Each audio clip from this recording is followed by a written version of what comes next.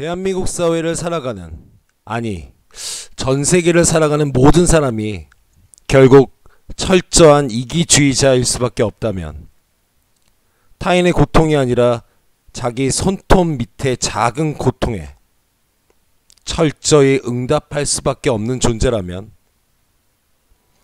그래도 사람이니까 타인에 대한 사랑의 마음을 가져야 한다면, 이러한 다양한 조건들이 복합적으로 나타날 때 과연 인간은 어떤 선택을 해야 할지 영화 재심은 잘 보여주고 있습니다. 앞서 말씀드린 것처럼 영화 재심에 나타난 변호사는 철저히 돈을 밝히는 변호사입니다. 그러한 그가 우리 사회의 가치, 크게는 정의 또는 인권 같은 것에 관심을 갖게 된 중요한 근본 원리는 다름 아닌 이기심이었습니다. 자신의 불안한 처지를 안정적 상태로 바꿔놓고 대중의 큰 사랑을 받아서 출세하고 싶었던 한 변호사가 결국 모든 것을 포기한 상태로 한 사람의 명예회복을 선택한다는 이야기. 이것이 바로 영화 재심의 이야기입니다. 자, 누군가는 그 변호사를 두고 욕을 할 수도 있겠습니다. 자신의 출세를 위해서 약자의 불안한 처지, 또한 약자의 불안한 삶을 이용했다는 이유로 말입니다. 타인의 불행을 철저히 이용했다. 당신은 더 나쁜 사람이다. 물론 이렇게 그 변호사를 욕할 수도 있습니다. 하지만 한 사람의 불행을 행복으로, 한 사람의 불안을 안정으로 바꿔주기 위해서 누군가 자신의 이기심을 이용한다면, 아니 그 누군가가 바로 우리 모두가 될 수 있다면 얼마나 좋을지 저는 한번 되물어보고 싶습니다. 우리 자신만 잘 살면, 우리 행위로, 그러니까 우리 자신만 잘 살면 행복할 수 있겠습니까? 저는 그렇게 생각하지 않습니다. 우리 자신은 어쩔 수 없는 이기적인 존재입니다. 이러한 전제를 거대한 인간적 전제로 바꿔놓고 생각해 본다면 결국 우리가 타인을 위해서 좋은 행동을 할 수 있는 확률은 없습니다.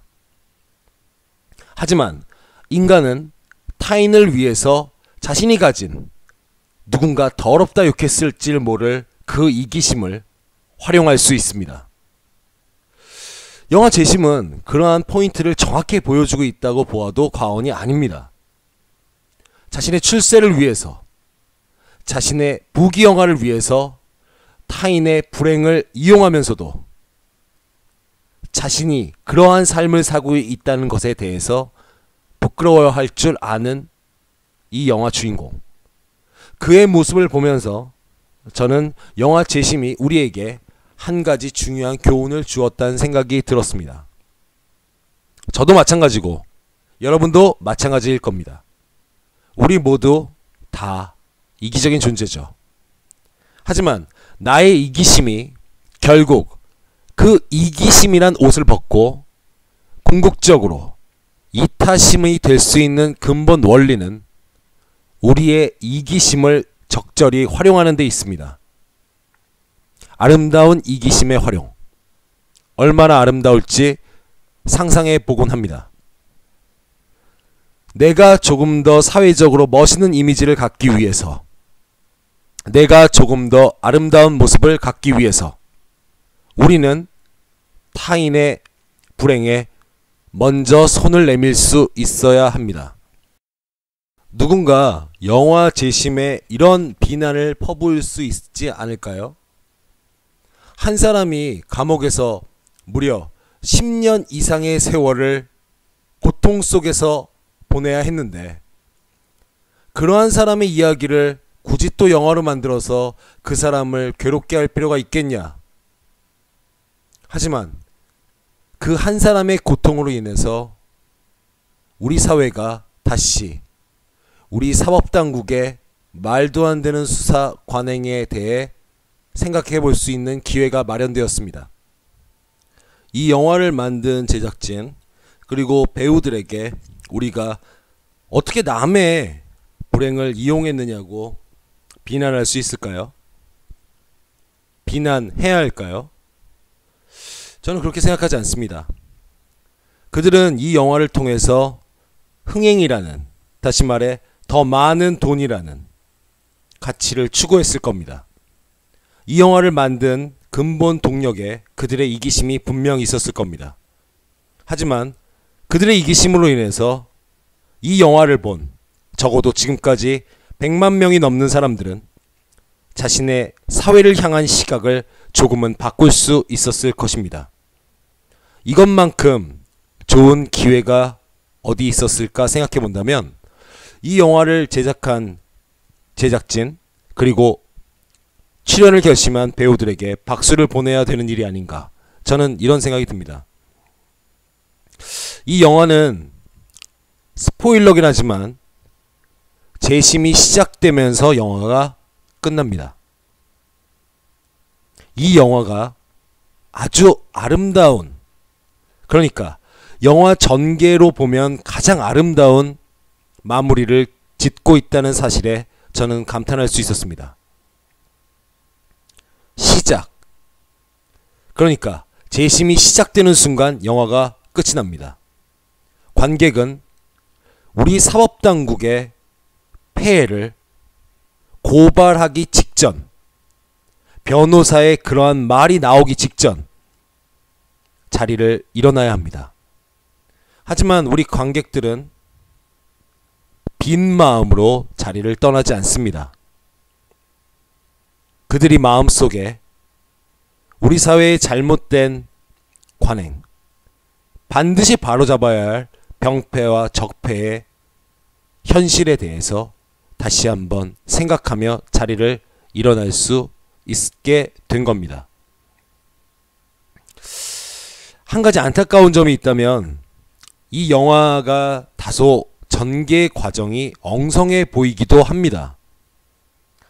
아니 어떻게 저렇게 쉽게 사건이 은폐될 수 있을까? 아니 어떻게 저렇게 엉성하게 재판이 진행돼서 한 사람이 억울한 옥살이를 할 수밖에 없었을까? 이런 생각이 듭니다. 아무리 실화에 근거를 두었다고 해도 이건 좀 너무한 게 아닌가라는 생각이 드는 부분이 적지 않이 있습니다. 그러나 지금 우리 현실은 충분히 우리 대한민국에서 이런 일이 일어날 수 있었고, 우리가 조금 더 감시의 눈을 갖지 않는다면 이러한 일이 또다시 반복될 수 있다는 그러한 엄중한 경고를 지금 우리에게 던지고 있는지 모릅니다. 노래 하나 듣고 와서 이야기를 이어가도록 하겠습니다.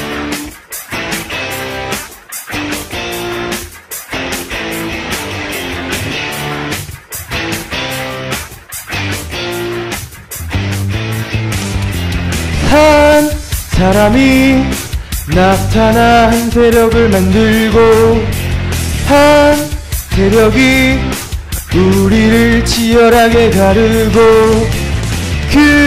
저 모두 사람인 너와 내가 잡은 손, 너에게는 네 이름, 나에게는 내 이름 아닌 이름을 우리 이름 지우려 희미해진 네 존재, 흐릿해진 네 생명. 한 사람이 나타나 두 세력을 지우고 한 사람이 나타나 두 세력을 지우고 한 세력이 우리를 치열하게 다루네. 이름 아닌 이름을 우리 이름 지우려 희미해진 네 존재, 흐릿해진 네 생명.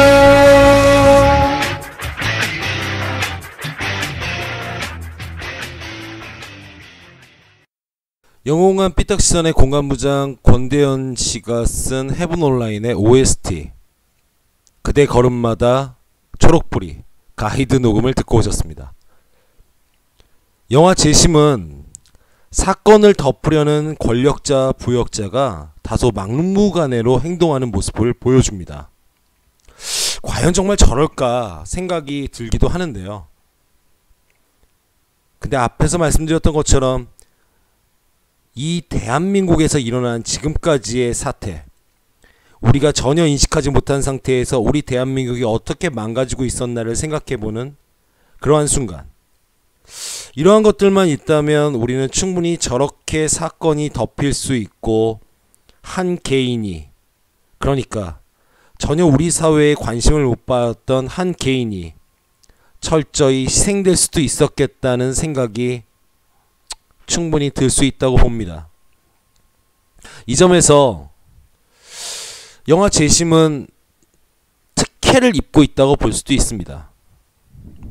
안타깝게도 지금 제가 드리려는 말씀은 굳이 문학의 블랙리스트 같은 걸 만들지 않고도 대한민국이, 그러니까 병폐와 적폐로 가득한 대한민국이 그 자체의 존재만으로도 예술을 충분히 망가뜨릴 수 있었단 하나의 생각에 충분히 부합할 수 있다고 봅니다. 영화 재심은 이 점에서 어느 정도 특혜를 보고 있습니다. 극 초반 다소 엉성해 보이는 극 전개를 이제 우리 국민이 어느 정도 납득할 수 있게 된 겁니다. 와, 정말 저렇게 해서 사건이 덮일 수 있었겠다.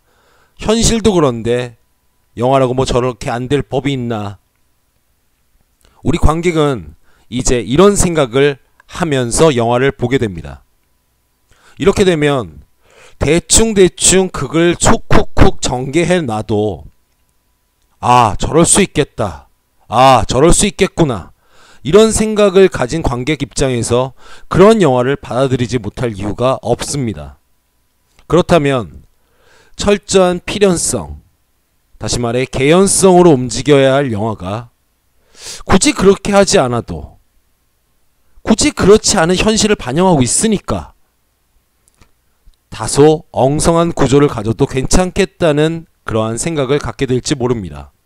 오히려 우발적이고 오히려 상당히 막무가내로 전개되는 그러한 이야기를 보면서 관객이 와, 우리 현실과 더 닮았다, 이런 생각을 할 수 있기 때문에 영화는 오히려 앞으로 더 당당하게 이게 바로 우리 사회야 라면서 그저 극전개를 엉성하게 구성할지도 모르겠습니다. 아, 다소 오해를 하지 않으셨으면 좋겠습니다. 제가 이렇게 말씀드린 것만큼 영화 재심의 극전개가 엉성한 건 물론 아닙니다. 약간 아쉬울 뿐이죠. 더 아쉬운 게 있다면 물론 우리 지금 현실이 아닐까 생각합니다. 우리 현실이 우리 관객의, 물론 더 정확히 말해서 우리 국민의 상상력을 필요 이상으로 확장시켜 놓은 안타까운 사태 같습니다. 이 확장된 상상력 때문에 우리는 이제 조금 엉성할 수 있지 않나 라고 생각할 수 있는 영화 장면조차도 충분히 저럴 수 있다 라고 생각할 수 있게 되었습니다. 이것이 우리 현실이 아닐까 싶습니다. 덧붙이자면 영화 제작자 입장에서 이 영화가 다룬 한 개인의 불행을 더 잘 보여주고 싶은 마음에 초반 극전개를 다소 엉성하게 했는지 모르겠다는 생각이 들기도 했습니다. 어떻게 저렇게 엉성하게 누군가 조금만 더 관심을 가지고, 아니 어떤 집단이 조금만 더 관심을 가지고 그를 도왔다면 그가 그토록 억울한 옥살이를 하지 않았을 수도 있을 텐데, 이런 생각이 들 만큼 엉성하게 처리된 당시의 사법기관의 수사,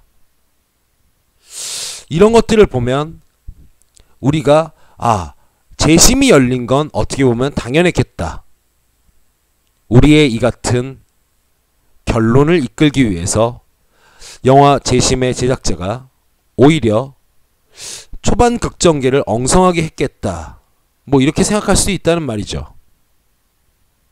결국 우리 현실을 담고 있는 영화이기 때문에 숱한 기시감을 느끼면서 볼 수밖에 없었습니다. 그래서 영화를 보고 난 이후 이 영화가 변호인과 어떤 지점에서 비슷했다 비슷하지 않았다 이걸 논할 것이 아니라 이 영화가 결국 우리 현실로 인해서 특혜를 보았다기보다는 오히려 피해를 본 점이 있구나라는 생각이 들었습니다.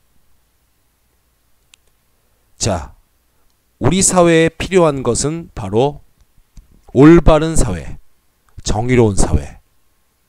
지금 그 누가 이 가치를 부정할 수 있겠습니까? 영화 재심은 아주 간단한 하나의 가치를 우리에게 올려주고 있습니다. 물론 한 개인의 자유, 한 개인을 위한 우리 사회의 정의, 이러한 거대한 이야기도 하고 있지요. 하지만 정치적이기보다 또한 사회적이기보다 한 개인 그리고 우리 공동체에게 요구되는 하나의 가치를 영화 재심은 잘 이해하고 있습니다. 바로 상식입니다. 대한민국 사회, 지금 상식은 어디로 가 있습니까? 완벽히 범죄를 저질렀다고 충분히 가정해 볼 수 있는 대통령과 그 밑에 부역자들이 처벌을 받을지 안 받을지를 두고 국민이 불안해하고 있습니다. 당연한 범죄자가 당연한 처벌을 받지 않을까봐 불안해하고 있습니다. 재심이 아니라 박근혜 대통령에 대해서는 초심도 일어나지 않고 있습니다. 우리 대한민국 사회가 지난 주말 또다시 100만이 모여 촛불을 든 이유, 우리 대한민국 사회가 어서 이 적폐와 병폐의 나라의 옷을 벗겨서 아름답고 더 정의로운 나라를 만들어야 되는 이유, 영화 재심을 보며 이런저런 생각을 할 수 있었습니다.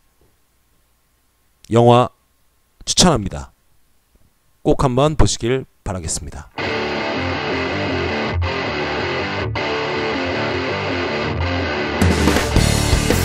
삐딱한 날들 12번째 이야기 오늘 마치겠습니다. 청취해주셔서 감사합니다. 마지막 곡으로 블루라벨의 이데이가 부릅니다. 락앤롤.